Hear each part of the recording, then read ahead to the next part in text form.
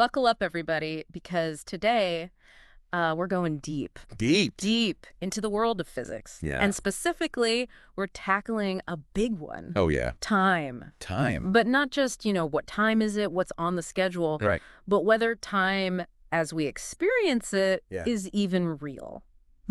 Now, for this deep dive, we're going to be using a video by the physicist Sabine Hossenfelder as our guide. Wonderful. And always a good time. It's going to get be interesting. That's right. So we're going to be looking at some pretty complex ideas. Yeah. Like Einstein's theory of special relativity. Oh, yeah. And the concept of the block universe.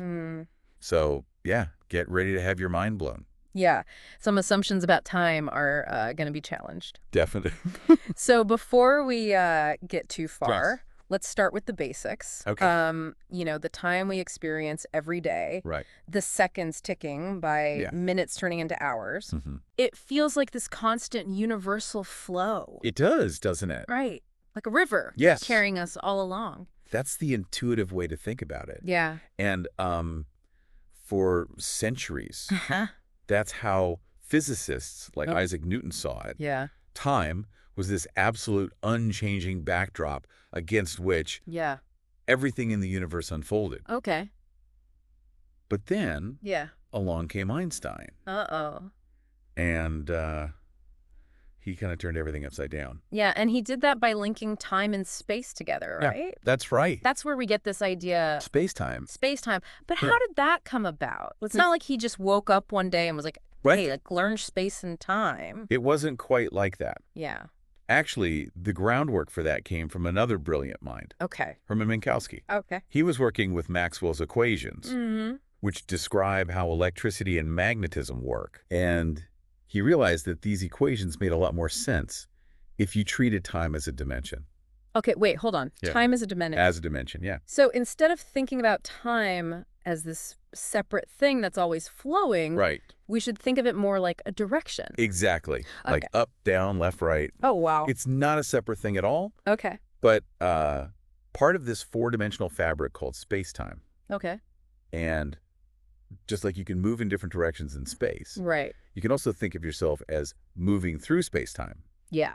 With time being one of those directions. Okay, I'm trying to visualize this. Yeah. So if I'm just standing here, not moving in space. Right. Am I still moving through space-time? You are. Whoa. Yeah, think of it like this. Okay. If you're standing still, you're not moving through the space dimensions, but you're still moving through the time dimension.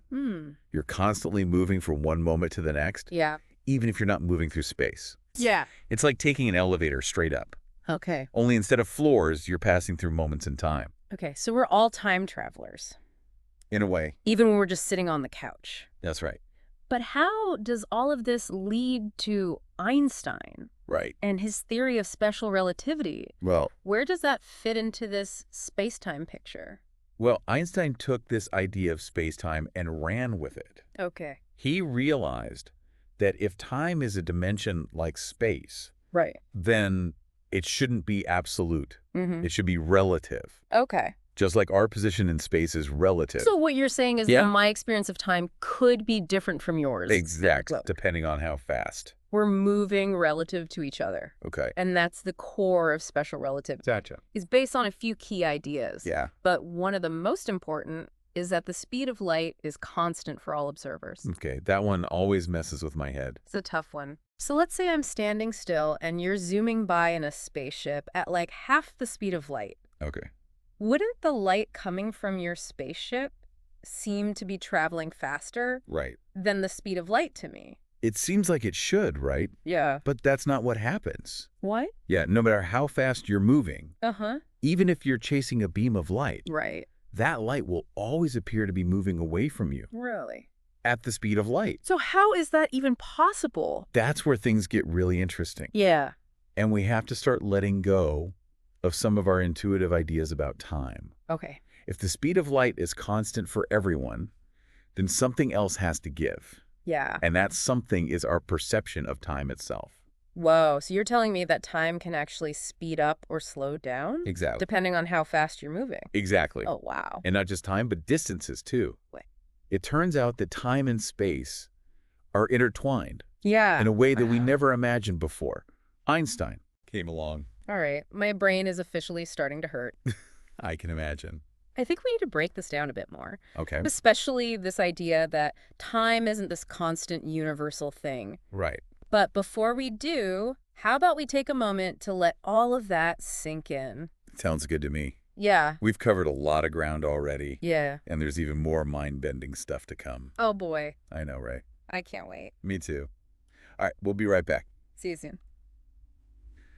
All right, we're back, and I am still trying to wrap my head around I know, it's a lot. this whole idea, the time. It really is. Isn't absolutely, it's like our brains are hardwired to think of time as this steady, unchanging thing. Right, right. But then Einstein's like, nope, not so fast. Hold on a second. Yeah. It definitely leads to some pretty wild conclusions. Yeah. Remember we were talking about how the speed of light is constant for everyone? Right. Well, that has some, interesting implications for how we think about now. Right, now. Yeah. Seems like such a simple concept. It does, doesn't it? I mean, it's now for both of us right now, right? Well, that's what our intuition tells us. Yeah. But it turns out that now is not as straightforward as we think. Oh, boy. Einstein actually came up with a thought experiment to illustrate this. Okay. Sometimes called the Dingle experiment. Okay. Imagine you have two mirrors, one on your left and one on your right. Okay. And you're standing exactly in the middle. All right.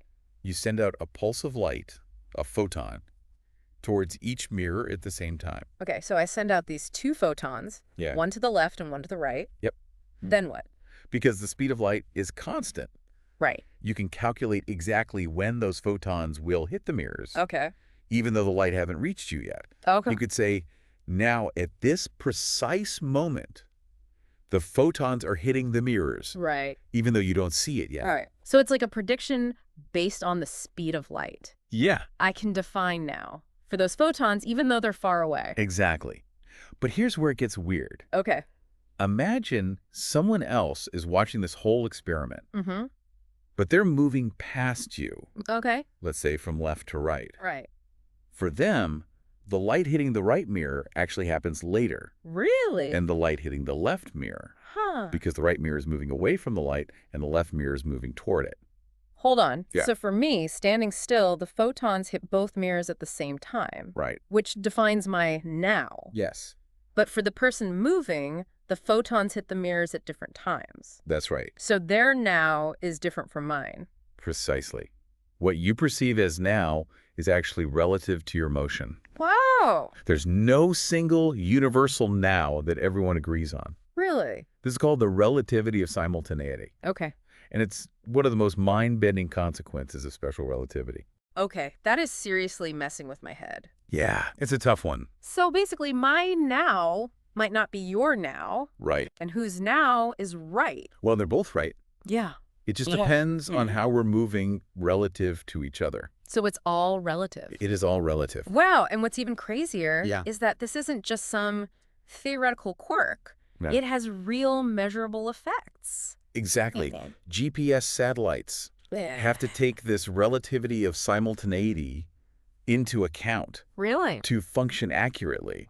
Wow. If they didn't, yeah, your GPS would be off by miles. So this isn't just some abstract physics idea. Nope. It's actually built into... It's part of our everyday lives. The technology we use every day. That's right.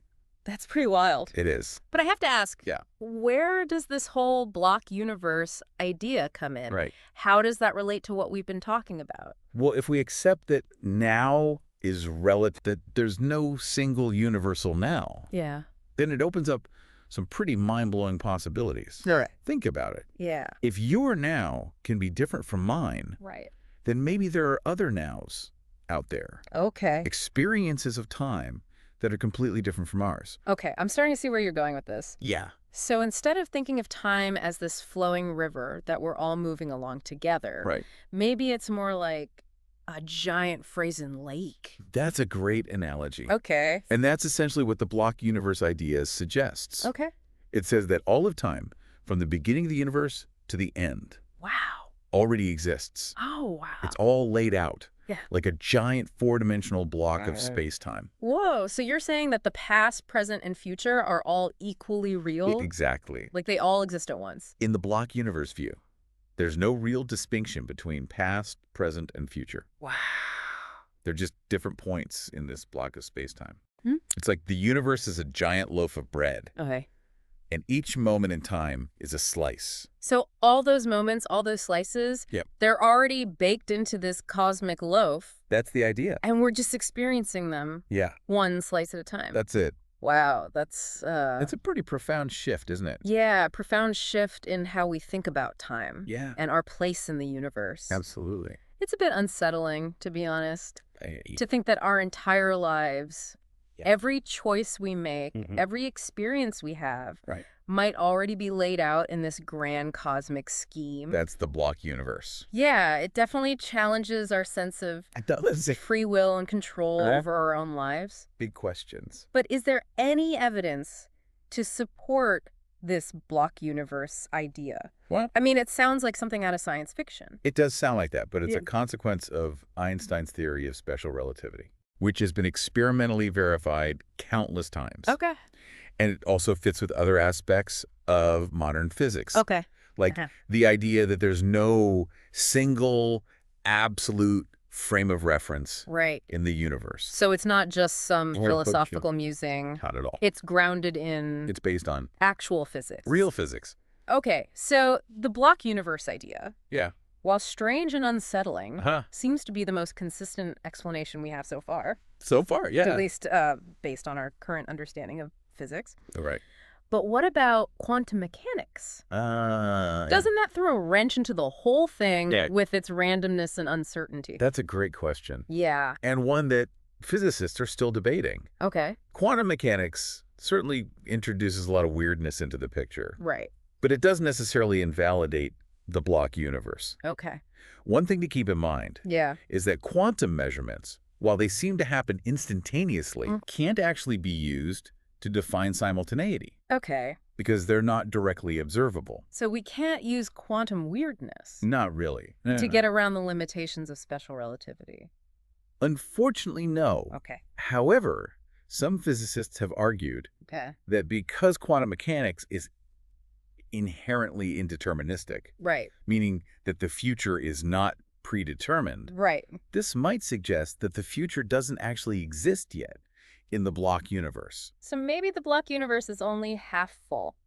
That's an interesting way to think about it. It's an intriguing thought. It is. But even if that were the case, yeah, remember that the arguments for the block universe still apply to the past. That's right. So even if the future is open and uncertain, yeah, the past would still exist as a fixed block in this picture. Exactly. It's a lot to ponder. It is. And there's still so much we don't know about the nature of time and reality. But that's what makes it so fascinating to explore. Absolutely. This has been a wild ride so far. It has. And I have a feeling it's about to get even wilder. Oh, yeah.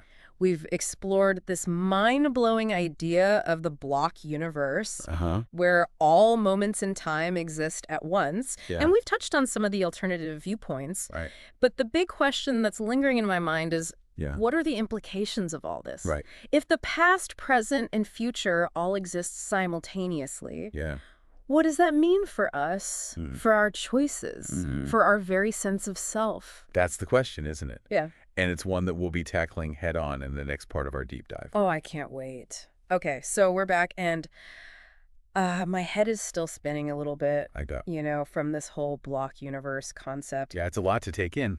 It's one thing to understand it, like, intellectually. Right. But it's another to really grasp what it means, you know, for our lives. For our everyday experience, Yeah, exactly. It really challenges some pretty fundamental assumptions we have about reality. Yeah. Like the idea that we have free will, that our choices shape our future. Yeah. If the future already exists, just like the past, does that mean our lives are already predetermined? That's what I keep coming back to. It's like, what's the point of making choices if everything is already set in stone? Yeah. Are we just along for the ride? Yeah, exactly. Like a deep philosophical question. Yeah. And there's no easy answer. Right. Some people might find the idea of a predetermined future comforting, like a cosmic safety net. Okay. But for others, it might feel like a prison. Like we're trapped in a story that's already been written. Yeah, I can see how it could go either way. Yeah. I guess it depends on your personality, your worldview. Exactly. But for me, it feels a bit disempowering. Like all my striving, all my efforts to make a difference are ultimately meaningless. I understand where you're coming from. Yeah. But think about it this way. Okay. Even if the future is already out there in this block universe, we still have to experience it. Yeah. Moment by moment. We still have to make choices, face challenges, learn from our experiences. So it's like knowing the ending of a movie doesn't spoil the experience of watching it. Exactly. Yeah. You still get to enjoy the plot twists, the character development, all the emotional ups and downs. Right. You still go through it all. You still experience it. Yeah. And who knows? Maybe knowing the ending actually enhances the experience in some ways. It might allow you to appreciate the subtle details, the foreshadowing, the things you might have missed the first time around.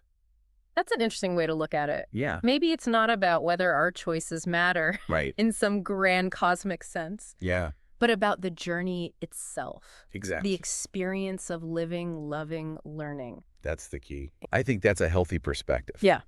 And remember, even if the block universe idea is true, it doesn't mean we have no agency. Right. No ability to influence the world around us. Okay. Our actions still have consequences. They still ripple through this block of space-time. Yeah. Even if the overall structure is fixed. Okay, that makes me feel a little better. Good. But I have to admit, this whole concept is still messing with me. Yeah, it's a lot. What about you? Yeah. Does the block universe freak you out at all? I wouldn't say it freaks me out. Okay. But it definitely makes me pause. Yeah. And reconsider some of my assumptions. What I find fascinating is how this idea challenges our linear view of time in the block universe. Yeah. The past isn't gone. It's still there, just as real as the present. So it's like all those past versions of ourselves. Right. All those moments we thought were gone. Yeah. They're still out there somewhere. That's one way to think about it. And it raises some intriguing possibilities. Like what? What if, in some way, we could access those past moments? Yeah. Those past selves? What if we could learn from them? Right. Interact with them? Okay. Gain new insights from their experiences? Whoa, now that's a mind-blowing thought. Right. It's like those time travel stories where people go back and meet their younger selves. Yeah. But in the block universe, Right. it wouldn't be about changing the past, Right. but about connecting with it, learning from it. Exactly. It's a very different way of thinking about time travel. Yeah. One that's more about exploration and understanding than about altering events. I love that idea. So like the past isn't this closed book, Right. but an open library. That's a good way to put it. Full of stories and experiences waiting to be discovered. I like that. So if our listeners are out there Yeah. pondering the block universe and wondering what it all means, what would you say to them? I'd say embrace the mystery. The block universe, if true, opens up more questions than it answers. Right. It challenges us to rethink our place in the cosmos, our understanding of time, and even the nature of reality itself. And maybe, just maybe, it points to a deeper connection between all things. It could. A sense of unity that transcends our everyday experience of time and space. Perhaps. Yeah. One thing's for sure. What's that?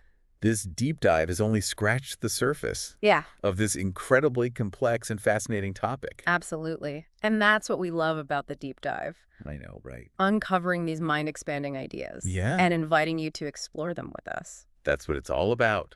If this deep dive has sparked your curiosity, yeah, we highly recommend checking out Sabine Hassenfelder's work. Oh, absolutely. She has an amazing YouTube channel. Yes, she does. Where she delves into all sorts of mind-blowing physics concepts. All kinds of stuff. Including the block universe. You definitely check it out. And her book. Oh, yeah. Existential Physics. Existential Physics. Explores these ideas in even greater depth. Yeah, if you really want to go deep. So definitely check that out if you want to go down the rabbit hole. Down the rabbit hole. Even further. Right. So to all our listeners out there, keep questioning. Keep exploring. And keep those minds open. That's it. To the wonders of the universe. Because who knows what other mind-bending discoveries await us. Yeah. Just around the corner. Until next time, keep looking up. Keep looking up.